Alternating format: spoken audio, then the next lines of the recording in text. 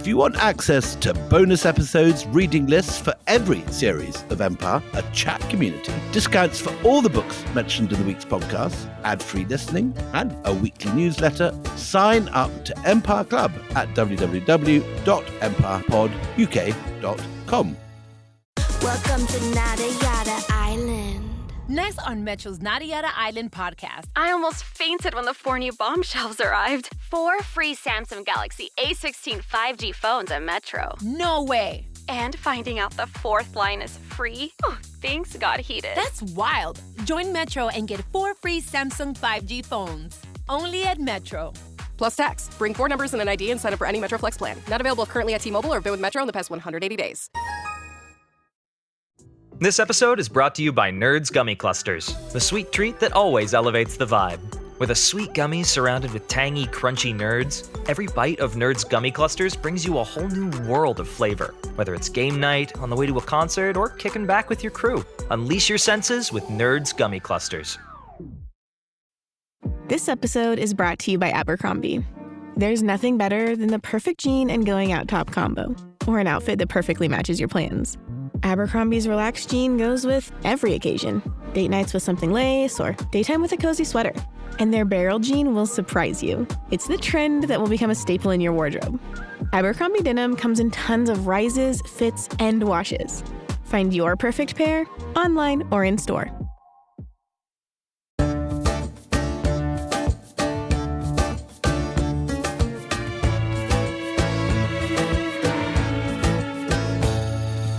Hello and welcome to Empire with me, Anita Anand. And me, William Drimple. Just a couple of little things before we start. You are going to hear a little bit of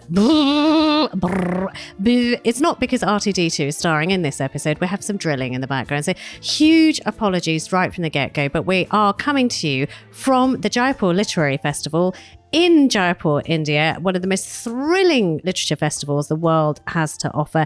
But they're making it bigger while we're here. Apparently it's not big enough, William. They're building it around us. We are very ambitious for the festival. Well, it would have been nice if you were ambitious after the recording, but, it's fine. It's okay. And the other thing I want to tell you, since we have been at Jaipur, we are doing a little bit of something a little bit special for the bonuses. We've been in, I think, one of the most exciting green rooms I have ever been to. And I do this kind of lark quite a lot. Tripping over talent, tripping over gossip and interest. And we've been grabbing a few people to bring you some very, very special bonus episodes. So I have no idea what Anita's been up to. I've been on stage running the festival. You've been slightly the director of the festival while the cat's away. And Ishka and I've had such a nice time. Anyway, so yes, do please become a member of the club if you want to hear all this bonus stuff. empirepoduk.com. empirepoduk.com is where you have to go.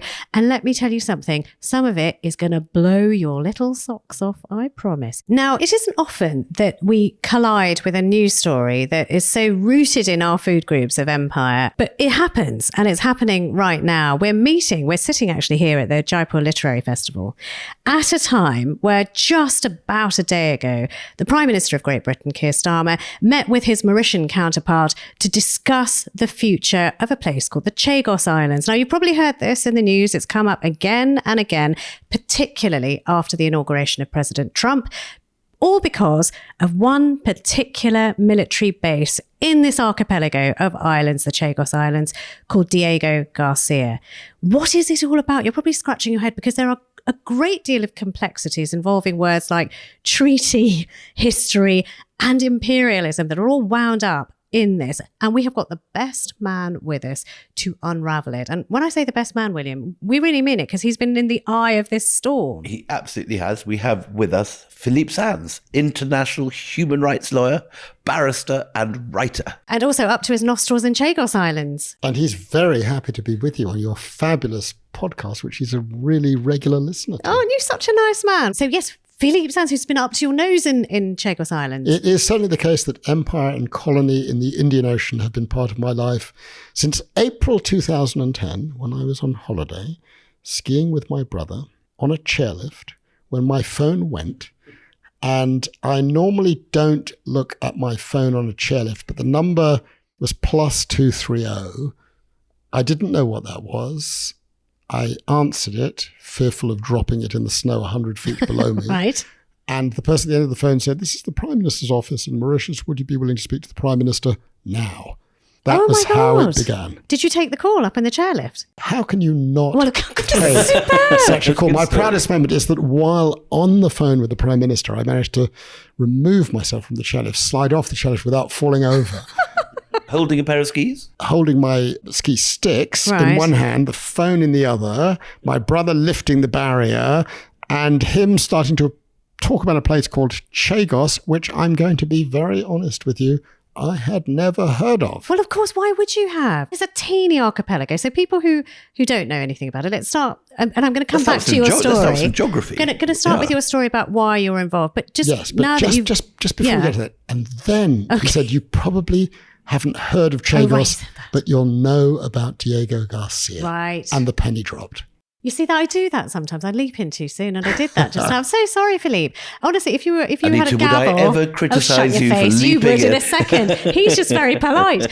So look, you are utterly forgiven for not knowing about the Chagos Islands. Diego Garcia features in movies about wars and America and everything else.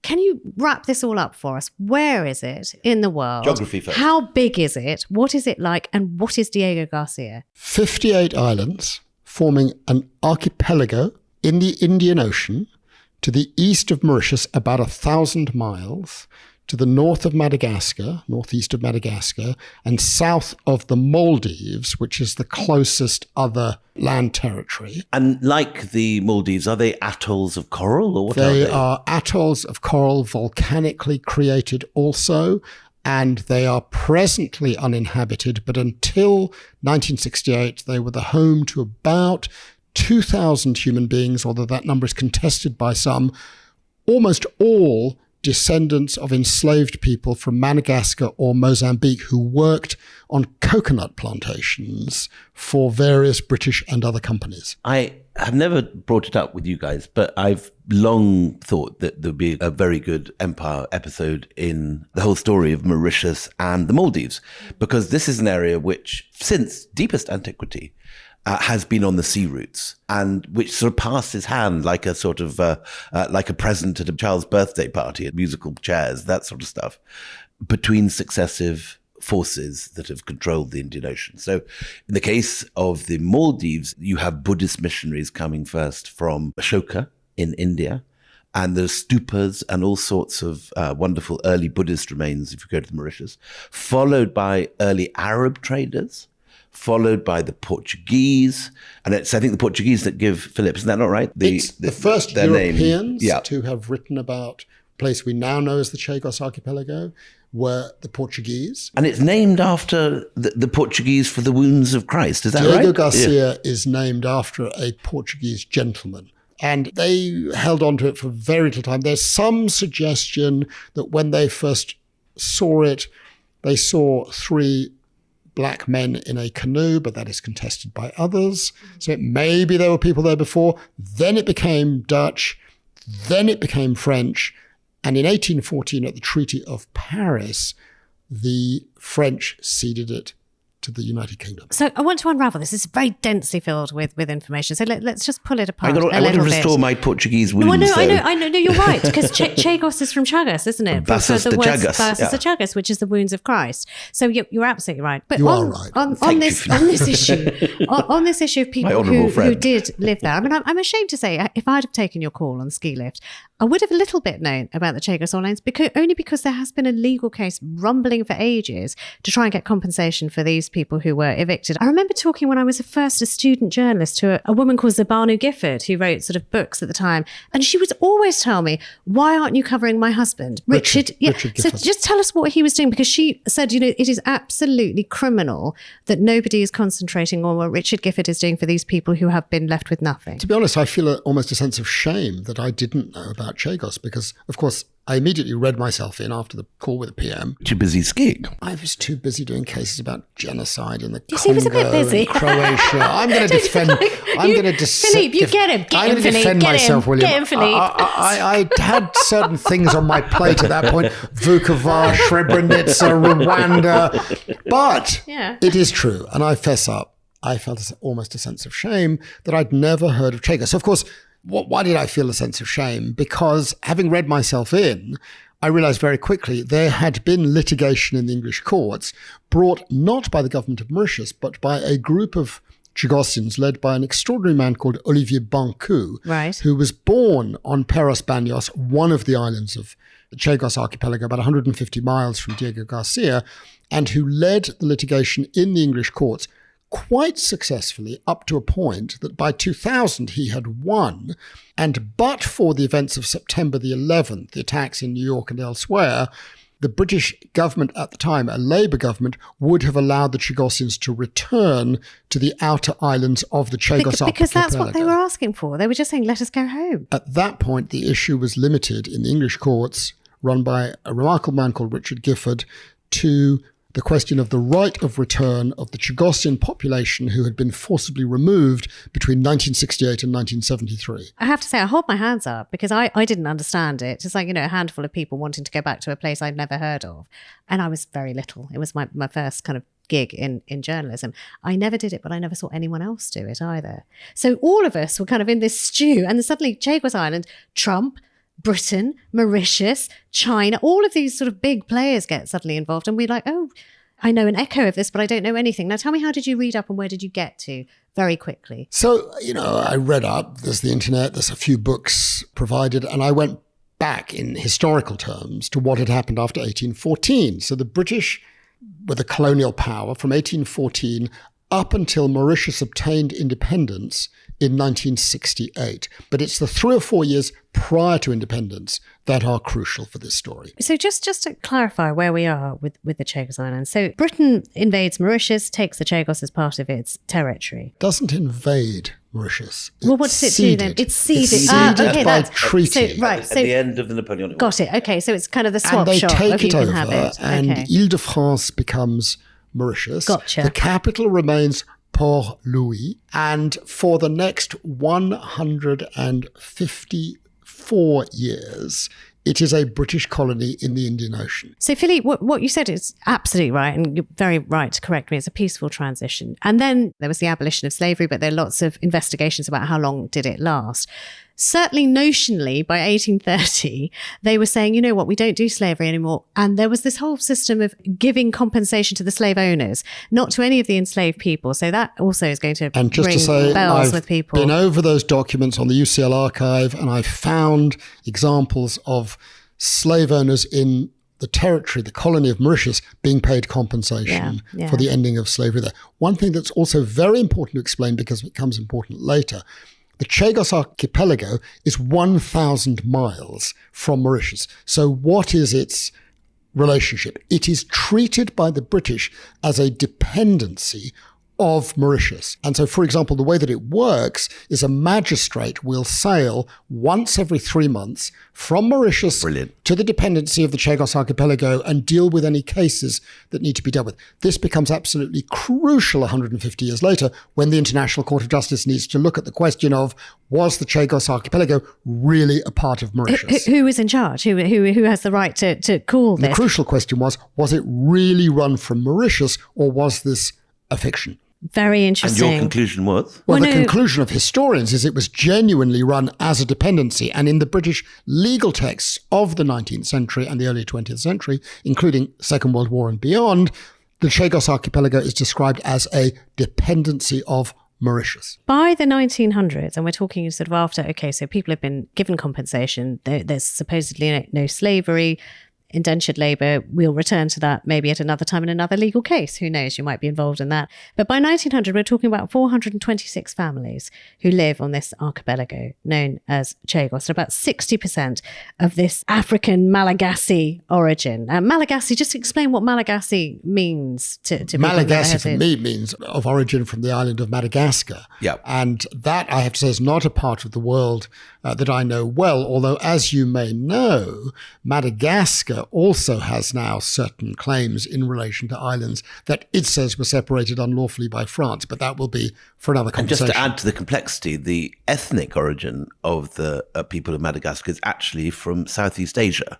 And there is an extraordinary migration in about 500 BC, when the whole bunch of seafarers move all the way from islands like Java and Borneo right across the ocean and end up in Madagascar. So these are a mixture of them and the slaves. Remember in our the piracy, series, yes, yeah, the we had all pirate those enclaves escaped of slaves Madagascar. in the pirate kingdom. Yeah. So One look, thing we haven't addressed, because William reminds me, in this crucial 19th century period, a large population from modern India arrives in the island of Mauritius to work as indentured workers for the British and former French colonial individuals. And I think they're North Indians, aren't they? They're from the Gangetic Plain, from Bihar. Yes, and this becomes crucial in terms of geopolitics for today, on your point, because the question in the eyes of many Western governments is, what is their natural support directed towards? Is it going to be India or is it going to be China? The answer is very clear. leave that in your head for a second, because that's going to come up a bit in the second half. But just on before we go to the break, we haven't touched on the strategic importance of why anyone should be bothered by this little archipelago, very pretty little islands made of coral, palm trees, blue sea. Why should anyone care? Location, location, location. It is equidistance from Africa and Asia. It provides an opening to what today is called the Indo-Pacific region. It allows a springboard into the South China Seas and those areas. It is seen as vital both for protecting trade routes and military routes. And that is going to be very important in part two when we talk about a little event called World War II. Join us then. Business taxes. We're stressing about all the time and all the money you spent on your taxes. This is my bill? Now Business Taxes is a TurboTax small business expert who does your taxes for you and offers year-round advice at no additional cost, so you can keep more money in your business. Now this is taxes. Intuit TurboTax. Get an expert now on turbotax.com/business. Only available with TurboTax Live Full Service. This episode is brought to you by Indeed. When your computer breaks, you don't wait for it to magically start working again. You fix the problem. So why wait to hire the people your company desperately needs? Use Indeed's sponsored jobs to hire top talent fast. And even better, you only pay for results. There's no need to wait. Speed up your hiring with a $75 sponsored job credit at Indeed.com/podcast. Terms and conditions apply. This episode is brought to you by LifeLock. During tax season, your personal info travels to a lot of places. Between payroll, your tax consultant, and the IRS. If your W-2 gets exposed, that's just the ticket for identity thieves. That's why LifeLock monitors millions of data points every second. If your identity is stolen, they'll fix it guaranteed or your money back. Don't let identity thieves take you for a ride. Save up to 40% your first year. Visit LifeLock.com/podcast. Terms apply.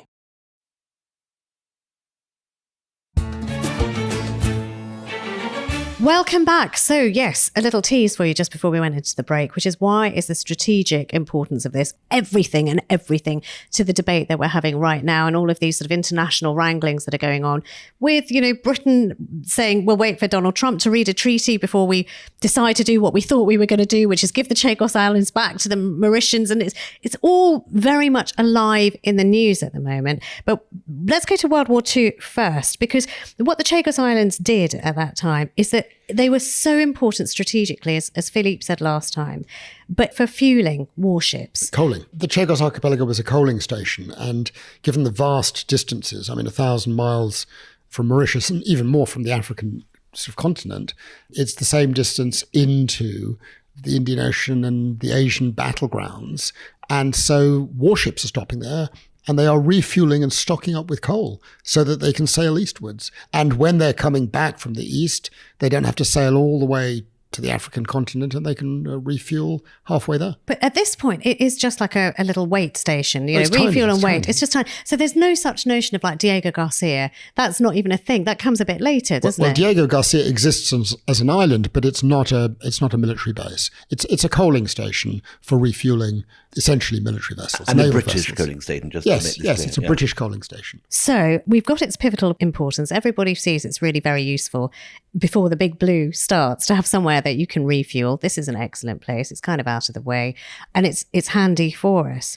At what point then do the Americans say, you know what, I'd quite like a bit of that. Thanks very much. And you're our friends, Britain. Let's do a deal on this. So the first key date is the summer of 1945, when the United Nations is created in San Francisco, and it has a commitment to something that's come to be known as decolonization. The colonial powers agree to end their sort of colonial rule. It takes 20 years for the Mauritians to really get up to speed. By now, there are 20 or 30 independent African countries. Mauritius is not at the forefront, but by the early 1960s, they are agitating for independence. And there are a series of meetings between the Mauritian leadership and the British government with demands for independence.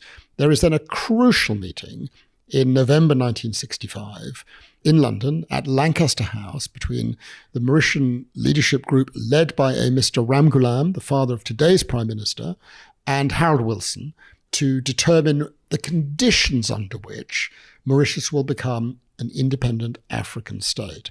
Mr. Wilson's been given a briefing paper, which I and others have called the sort of frighten them with hope paper, because his instruction from his permanent secretary is, you must frighten them with hope, Prime Minister. He says it in that quote unquote. Yeah, that's just it's nuts. an incredible series Isn't of it? words.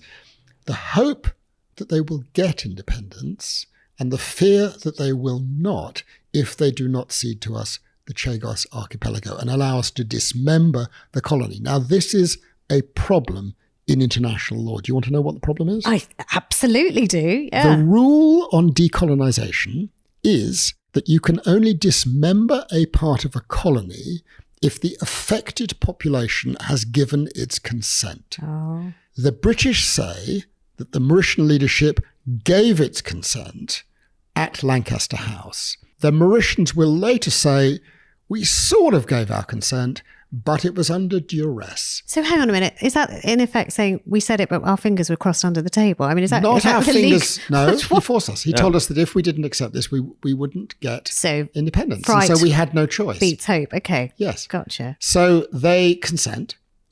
The British immediately, like a few days later, pass an order in council creating a new and the last British colony to be created, the British Indian Ocean Territory, formerly known as the Chagos Archipelago, formerly a dependency of Mauritius. And this is 1965.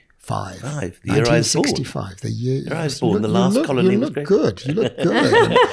You yes, big you smoothie. are coincident with the last British colony ever created. Do people call it biot for short? Yes, they do It's call it biot. biot. Yeah. 3 years Indonesian later, territory, yeah. they gained independence in March 1968 without the Chagos Archipelago. And the reason the British have held on to the Chagos Archipelago is not that they have a particular desire to hold on to it or any part of it, but the Americans have a new project starting in 1964-65 to create a... This is mid-Vietnam War. Yeah. You've understood. To create a series of military bases or listening stations in far-flung, strategic but tiny islands. And they identify Diego Garcia, one of the 58 islands of the Chagos Archipelago, as their preferred destination. And they say to the British, we want it, and we want it cleared of any population. Oh, so this is the Richard Gifford case where it starts. So his case has always been is that there were people there who were forced. They weren't asked, they were made. It gets even more complicated. Right. The Americans say, we don't care about the other islands. The population can stay there. But we want everyone off Diego Garcia. The British then have a problem. Under international law, they have understood, and we've got the legal advice from the archives in which this is made clear, you have to obtain the consent of the affected population. It was understood that the affected population of Diego Garcia would not give its consent.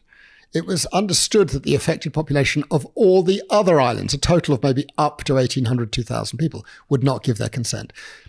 So the British have an internal legal debate, and the argument that prevails is to determine that there is no population on any part of the Chagos Archipelago which needs to give its consent. They determine in London that every person living on the Chagos archipelago is a contract labourer, not a resident. So they take all of their rights away just like that? At a stroke. Who comes up with this legal solution? I mean, is it some lawyer? A lawyer named Tony Ost, who I knew very well. He was opposed by another lawyer called Henry Darwin, who said, this is wrong. Henry Darwin did not prevail. Tony Ost prevailed. And the consequence was, at a stroke, a decision was taken that every person who lived on the Chagos archipelago was no longer considered to be a resident, but became a contract labourer. One of the contract labourers was a 4-year-old boy called Olivier Boncu. And Olivier Boncu never forgot what was done to him. And Olivier Boncu is a very important name because we kind of started talking about him with the legal case at the start because he was the test case, or at least the spearhead of the case, that's saying, you know what, you can't do this to people. You can't suddenly make them stateless. And just to be completely clear here, there's 2,000 people scattered between these various different islands. They are a mixed population. Some are ex-slaves, some are sort of indigenous. None are ex-slaves. They are all descendant of predecessor slaves, their grandparents, their great-grandparents, or whoever. The question of indigenous is very complex. They argue, some of them, that they are an indigenous community, but that is contested by others, including the Mauritian government today. You've spent time, I mean, obviously you've spent time here and you've talked to people. What did it do to them, you know, to be told from a place, a court far away, people in sort of strange wigs and different languages telling them that their history wasn't real, their stories weren't right, their grandparents didn't matter, and a 4-year-old child could be a labourer who could be deported at any moment? I'll give you one story that for me has been the most touching. Olivier Boncu's aunt, Lisby Elise, aged 20 in 1973. Nichukuma en ban zanimo en ban esclave de sabatula. Ban jimoun ki chipe mo a la sagrin de rabatula. On the 29th of April that year, as she described to me, and she has a good memory, she was a witness later in the proceedings at the International Court of Justice, she said, I saw something I'd never seen before on my island, Perros Banhos, which is also where Olivier Boncu is from. I saw a white man, and he came up to me and he said, your island is being closed. You will leave tomorrow with one suitcase and nothing else. So she then gathers her belongings. They are all removed, 400 or so people, the next day on a boat called the Noordveer. They are sailed to Mauritius. Are we talking, when you say removed, like at gunpoint, soldiers come and say, right, yes. march up the gangplank, you're Is on? there resistance? Do they throw stones? There's no resistance. They're a community that is particularly attached to their dogs. They want to take their dogs. The British won't allow them to take their dogs. They first try killing them with strychnine. They then try shooting them. Who, the British do? The British. And they then end up gassing them. And they witness. The Chagossians witness all of this. I have had Chagossians describe to me how they watched their dogs swim after the boat as the boat was leaving. I don't know why that makes my heart break. When you ask how they were, Yeah. they're utterly traumatized. I mean, this was 50 plus years ago. They still talk about it with passion. What kind of life are they living there? Are they small farmers, or what's going on? They are living a subsistence life, looking after chickens and coconut plants and vegetables and fish. They are fantastic fishermen. And this I've seen for myself going back with them, and they are able to catch things extraordinarily easily in ways that others cannot. And this is a place which, in a different shake of the dice, if America had not insisted on this, if Harold Wilson had not just been prepared to wipe away their rights, would in time presumably have become like the Maldives, a tourist destination. Absolutely. And someone would have been very rich. I don't quite know who. But in terms of the impact on them, remember that the Americans have basically said, we only want Diego Garcia cleared.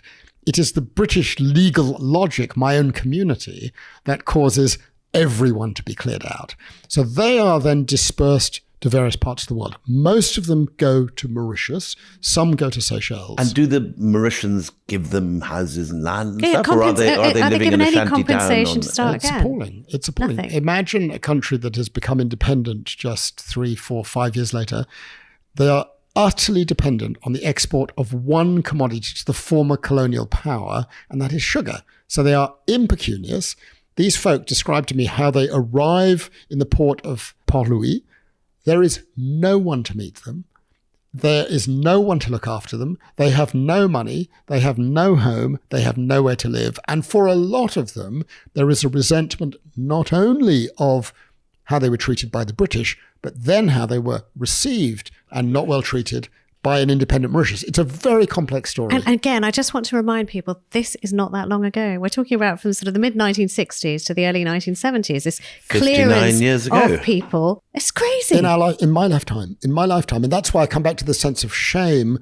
How could it be that I lived through this, never read about this in the newspapers, never saw anything about it on the telly, was talked about it in history lessons at school, and even worse, when I studied law for the first time, 1979 to 1983, no one talked to us about these kinds of things. One thing we haven't mentioned is numbers. How many people are on this boat? Well, on the boat from Perros Banhos to Mauritius, it was about 400 people. But, again, back to Lisbeth Elysée, the aunt of Olivier Boncoux, all the black people were kept in the hold of the boat, all the white people were upstairs. No! Yes. No. Yes. She describes in her pleadings before the International Court of Justice that they felt they were treated like slaves. She was so traumatized that she didn't realize she was pregnant, but she lost a child during the trip.